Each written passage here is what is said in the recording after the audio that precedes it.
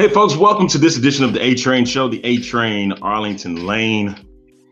Coming up on the program, I'll have with me content creator and host of Touring the AFC South, Mike Patton. We'll touch a bit about his, how he does everything with his content. We'll touch a bit on his show, Touring the AFC South. And I got a question to ask him, and it's about him appearing on the podcast with Mike Smith and Mike Holly and how he got that gig. All right. This show is brought to you by Cafe Piazza Studios. Go today, St. Louis to 1900 Arsenal Street at the corner of Arsenal and Limp. Great food, great atmosphere. You can also stop by next door at the Benton Parkade for all of your entertainment activities. You can play darts. You can got a pool. They got arcade games, pinball machines, Pop-A-Shot. They got it today at Cafe Piazza, 1900 Arsenal Street at the corner of Arsenal and Limp. Joining me on the program right now is the host of Touring the AFC South. He's none other than my guy, Mike Patton. Mike, good afternoon to you, man.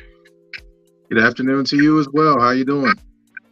I'm doing good, man. And we actually came across one another. I think it was on some chats. We were doing on Twitter, little Twitter stuff, man. And ever since then, we kind of gotten close a bit. But to my audience, tell everyone about how you kind of got more into this media game and content creating. Well, honestly, I've been in it for a good while, but I first got into it with kind of starting my own blog and website. And then kind of ventured out to, kind of creating a few different things, joining the NABJ, got a few different opportunities through there to actually do a lot of freelance journalism. So that kind of got the ball rolling. And then, of course, the podcasting and everything else came along after that.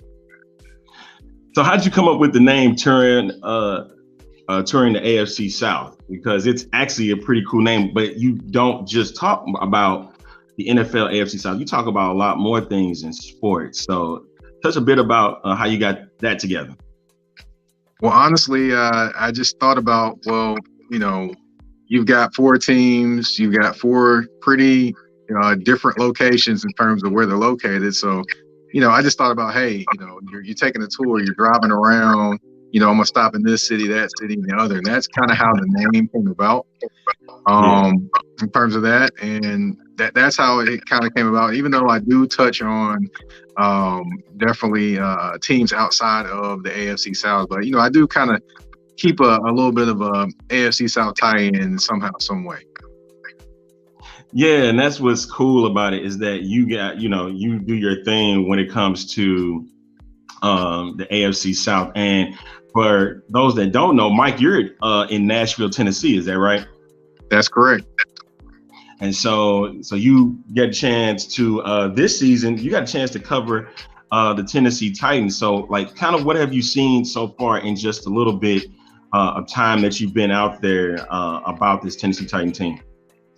Well, one thing I did notice is that, at first, of course, I got to see the rookies and the quarterbacks, and the biggest controversy that came about, right before, right when Malik Willis was drafted was about Ryan Tannehill and saying he's not a mentor, and people were kind of giving him a lot of grief about that. But the thing is, he actually does talk to Malik. He actually does answer his questions. They do help each other. So it wasn't the fact that he, didn't want to help him. He is just, he's just not the mentor, but he is there to actually answer questions and help him. And as far as Derrick Henry, that was one thing I noticed too. He looked like a guy that was angry and was on a mission because he's tired of people asking him about his foot.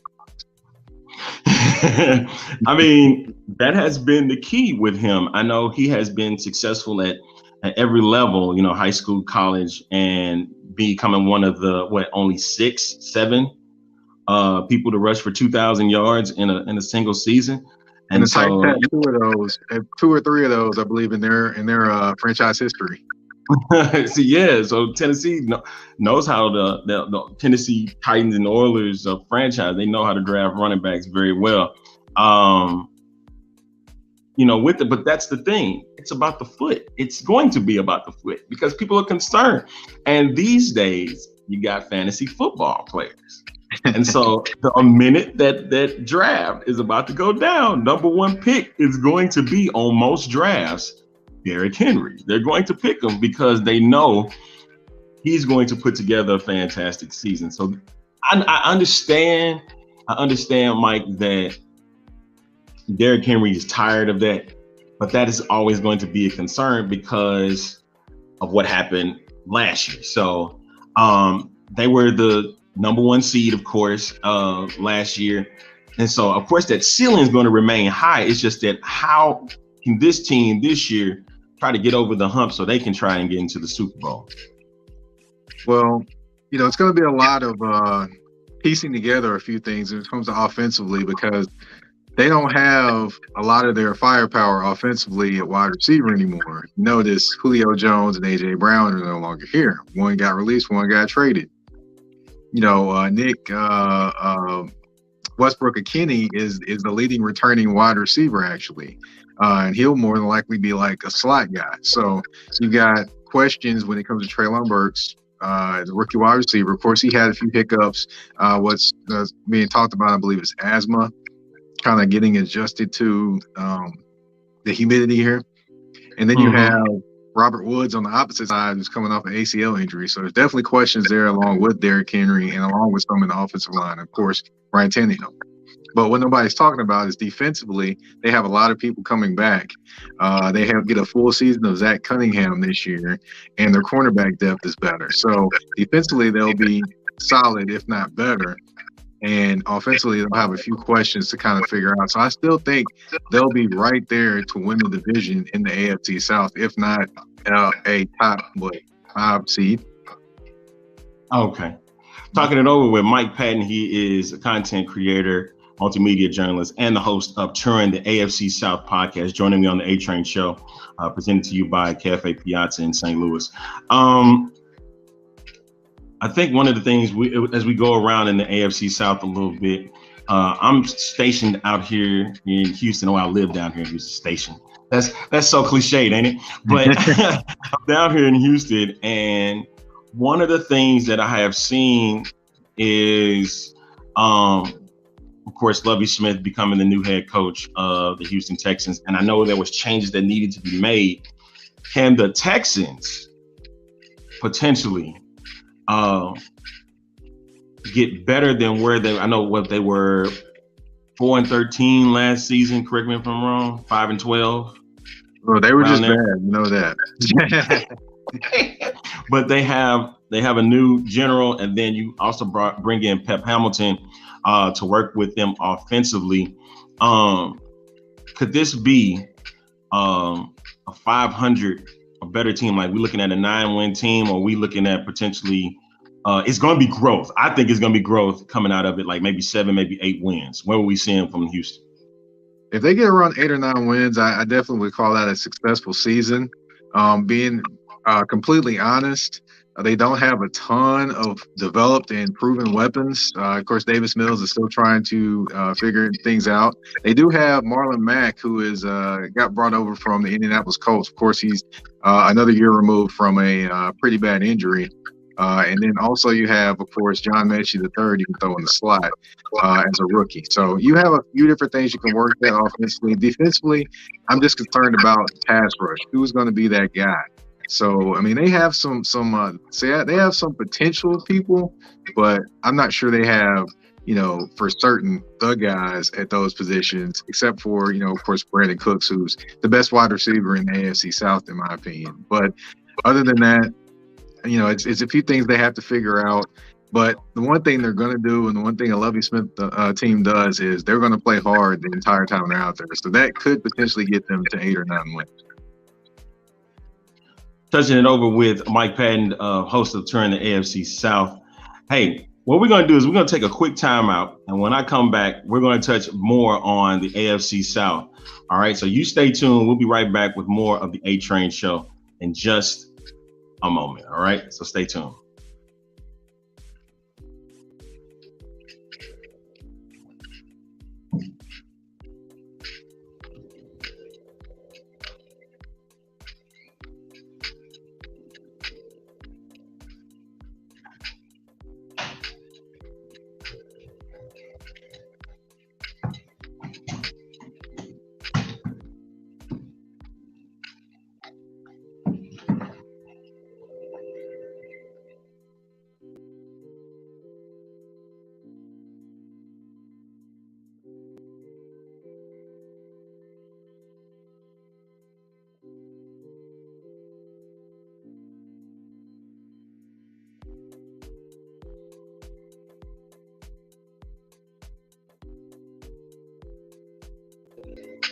And we're back on this edition of the A Train Show. I knew I was gonna be short, but apparently,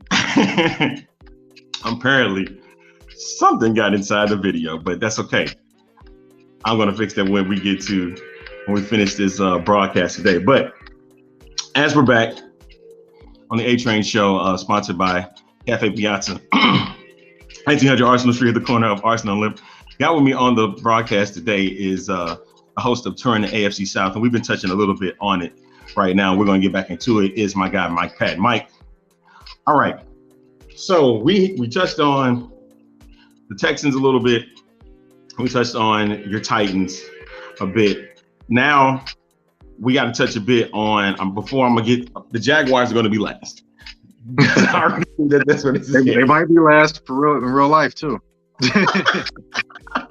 But got to touch a bit on the Indianapolis Colts, and one of the primary weapons for this Colts team is to play a running back, Jonathan Taylor, and had a sensational season last year. And usually when you get guys that have sensational seasons, they tend to go up a bit or they tend to go down a bit. So what are you seeing right now with the Indianapolis Colts and how they could fare in this AFC South division? Well, I will say they'll be right there again, competing for the division crown. I will also say that you may see more Jonathan Taylor in the passing game just because from what I'm hearing and what I've seen, of course, Matt Ryan is more of a guy that does distribute to the running backs, as evidenced by Cordero Patterson's outstanding year last year with the Falcons.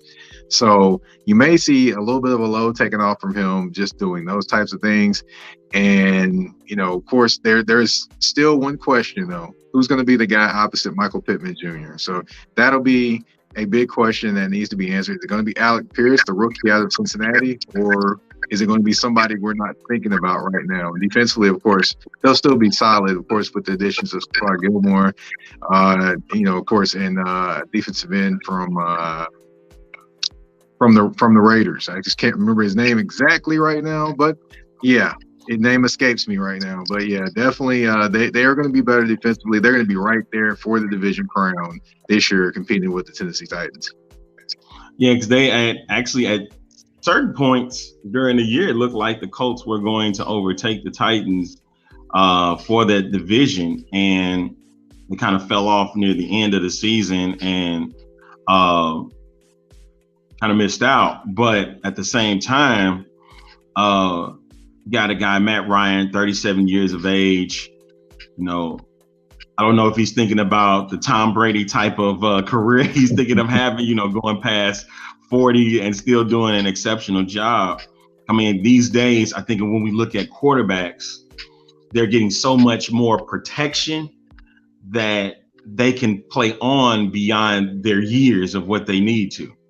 So at this point, is this a last hurrah for Matt Ryan? Is this all or nothing for him? Or is this like, we could probably get 2, maybe 3 seasons out of him to potentially put together a Super Bowl contending team? I would say you're probably going to get at least 2 years out of him, at least, I could say. I can't necessarily say that they shouldn't draft a quarterback next year to kind of replace him, though. Because, of course, you can see where the Tom Brady's are, and then you can also see where other quarterbacks have completely fell off when they reach a certain age, kind of like when running backs at a particular age fall off. So, it's kind of a slippery slope there. I think they got at least a couple years out of him, but they do need to start thinking about who's going to be the heir apparent, because it's definitely not on that roster. And then, that's what's the crazy thing about the Colts team, man, is that they went and got a veteran that's been around for a long, long time, and it's supposedly supposed to be a upgrade at quarterback. And this is a guy that has reached 1 Super Bowl and lost, and we're not going to get into all the particulars about that Super Bowl because I'm still mad about it to this day. But at the same time, man, it's like you're now being brought into definitely a playoff bound team, but as a Super Bowl contending team, that's still kind of up for question. Right, definitely. They still got some things to figure out, especially with the pass rush and who's going to be the opposite of Michael Pittman Jr. I mean, you got Paris Campbell coming off an injury. You've got T.Y. Hilton's not there. His name's been rumored to come back. You've heard even Julio Jones rumored to come there, which I don't think happens. And the other guy's Alec Pierce. I mean, so you've got rookies, veterans, and guys that can't stay healthy. That doesn't sound like a recipe of success with a number 2 wide receiver. Talking it over here with Mike Patton of the Touring the AFC South podcast and content creator right here on the A-Train show. Okay, so I got to touch a bit about the Jaguars. Okay, listen.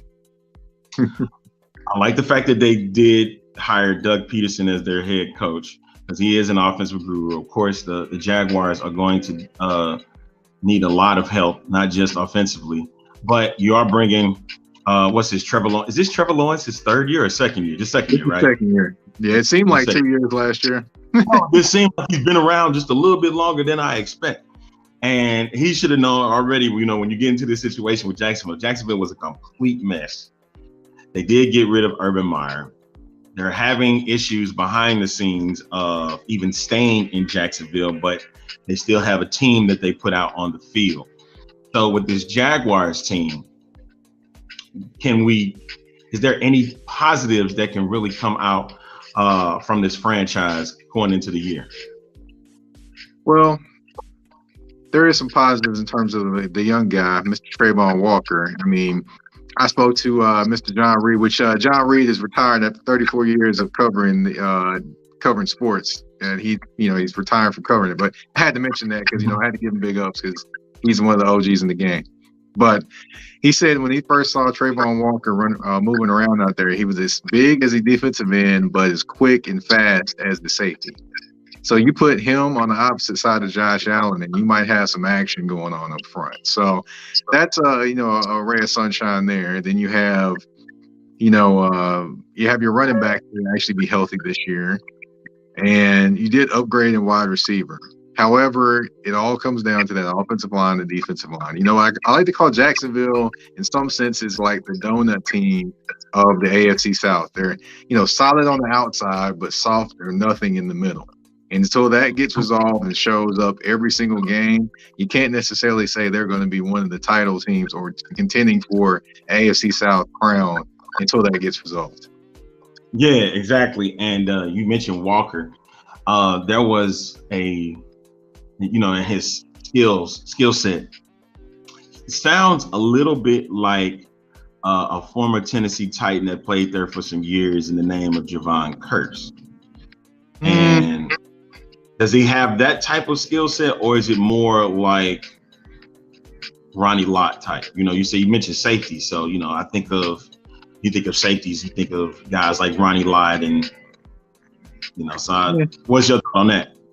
I would say he's definitely way bigger than Javon Kearse would ever think of being. He's like 285, so he's huge, but he runs like a safety, which is unbelievable. So I don't know what you could give him a good comparison to, but I mean, honestly, it's going to be scary for him to actually get full-time reps where he did not get those at Georgia, and he still had a great impact there. So it's going to be scary. I mean, it wouldn't surprise me. I was talking to John Reed, who covers the team, or who did cover the team, and he said he would not be surprised if Trayvon Walker has 10 plus sacks this year.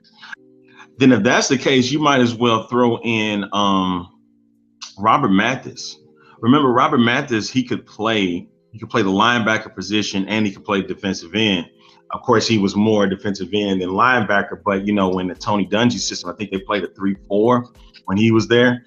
And so he could come off the end, and then he could play back if he needed to because he was that fast. And it's crazy to believe that 20 years ago, Robert Mathis stepped foot for, he was just leaving A&M, about to be drafted into the NFL. And, you know, when you talk about this Walker kid, it's like you can almost kind of match up. You mentioned 10 sacks, and I think from Mathis's standpoint, he had like 8, and he didn't start. You know, he wasn't starting a lot of games. You know, he was getting reps, but he wasn't starting. But he still was making plays, and I think that could definitely be a big time plus for the Jaguars, because you're going to need playmakers. And of course, you're going to need development. You know, when it comes to franchise such as Jaguars that has been through a lot of that over the last, what's it now, 25, 26 years now, 27. I think they've been around since 95. Keep going. They haven't. It hasn't been a lot of success there, but if they can get that squad together, I think they could potentially have some success down the road. You know, it's not easy these days because everybody think of the quick fix. Quick fix is what's going to make a team better. Like, because at one point Tennessee was like that, where, you know, they weren't making the playoffs as much, but, you know, they started making quick fixes, getting Derrick Henry. Everybody thought Lindell White was going to be the guy, you know, some years back, and he didn't turn out well. So it's all about everybody trying to figure out how to get to like the Patriots. Like, that's what's so crazy to me. Every team in the NFL is trying to figure out how that the Patriots have year after year after year after year of success. Like, not too many times they're missing the playoffs. They're having winning seasons. So, yeah, it's going to be interesting to see how that comes about in the future. So, and the landscape, I guess we just, as we shooting this recording, who are you ranking as your AFC South contenders 1 through 4? Oh boy, I have a tough time between the Titans and the Colts because both have questions offensively. However, you know, the quarterback position is definitely the position that tells all most of the time, and the Colts have the better quarterback. So I'm going to put the Colts at number 1. I'm going to put the Titans at number 2. I'll put the Jaguars at 3, and I'll put the Texans at 4. Wow, you dropping the Texans all the way to 4? Oh man, that's are you thinking that the Jaguars are going to have a better year than Houston? They paid all that money. They better have a better year than Houston. I mean, okay. I see. I actually flip on yours, like the first two. I'd see Titans, Colts, and then Texans, Jaguars. You know, because I know you say it's a lot of money, but it's still, you have to develop that talent and bring them up. Because you know, not a lot of free agents going to be looking at Jacksonville. Okay, all right. Hey, Christian Kirk did. Yeah, I guess if there are offers to you, you know, you're gonna take them, you know, and if it's the best scenario for you, you're gonna take that offer. So yeah, that's true.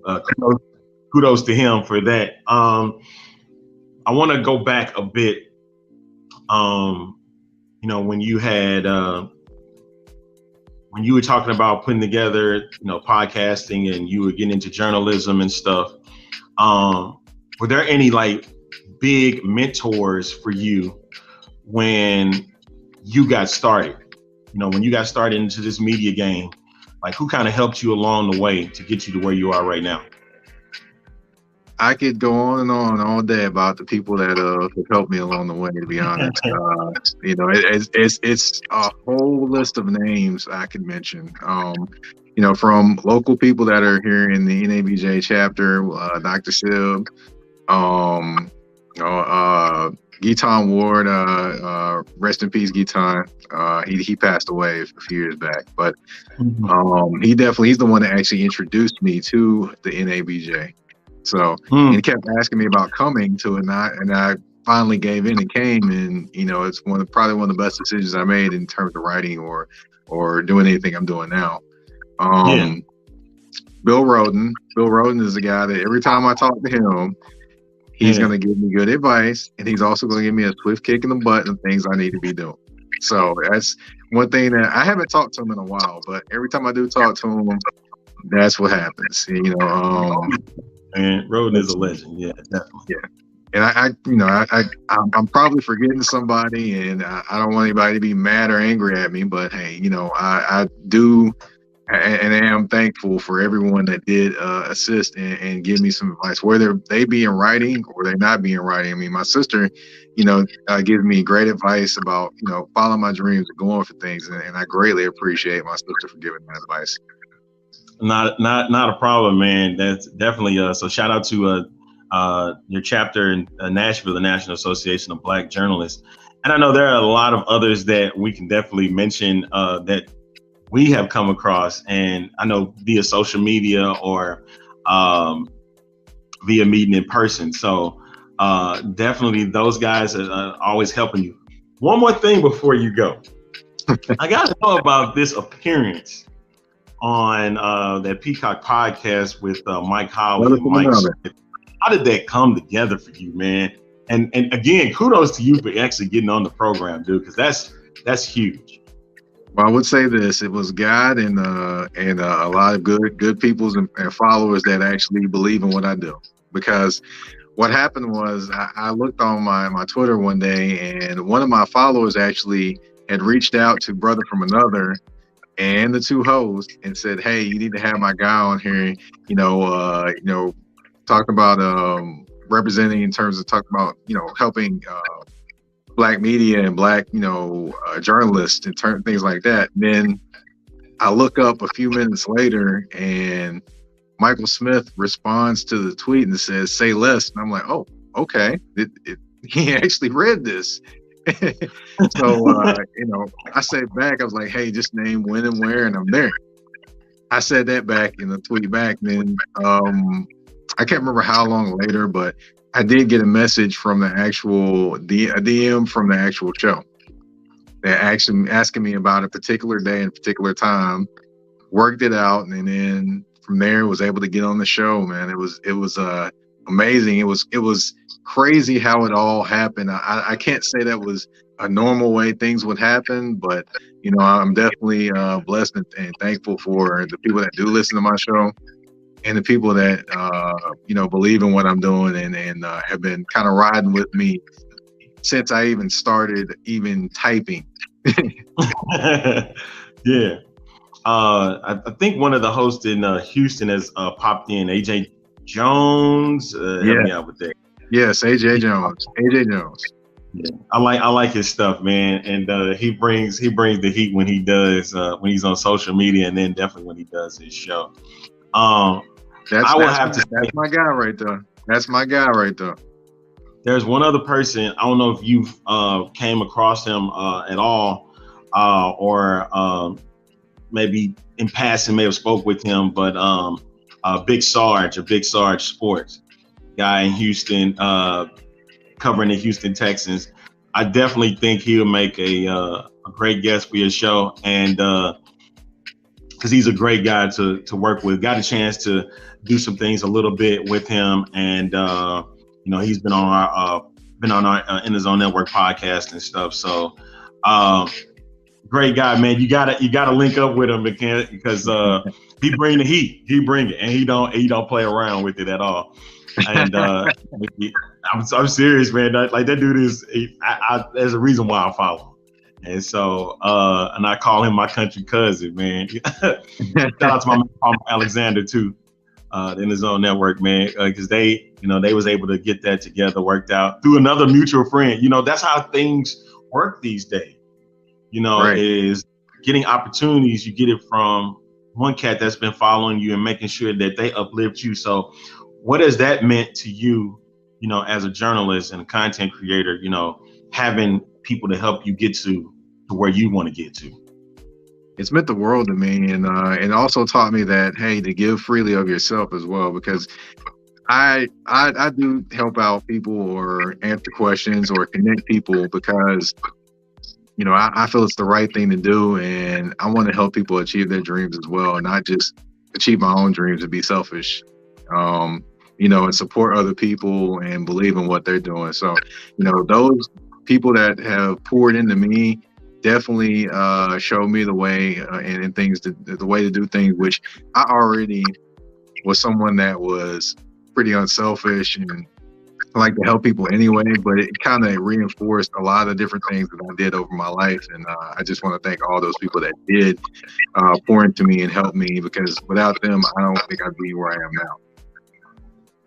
Right on, man.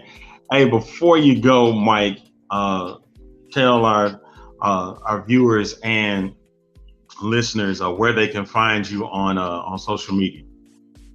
Well, you can find me on Twitter at Mike Patton 82. That's MikePatton 82. And of course, on IG, you can find me at the THA_general_MP.